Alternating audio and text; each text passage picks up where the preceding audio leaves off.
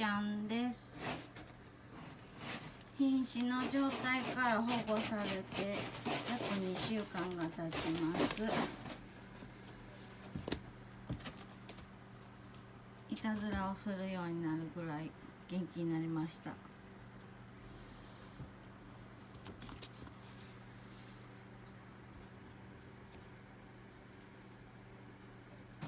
ふくちゃん、トイレの邪魔しないよ。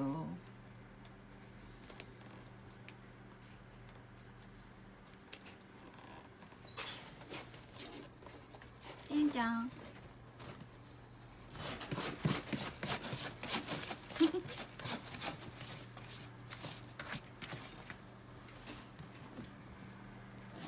てんちゃん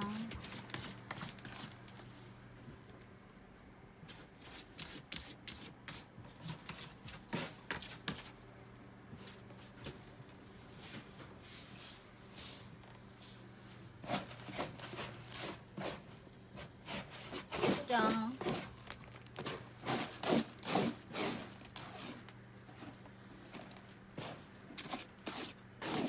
ても元気になりました。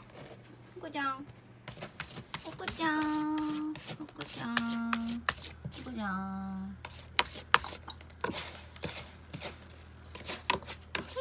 ちんちゃんが。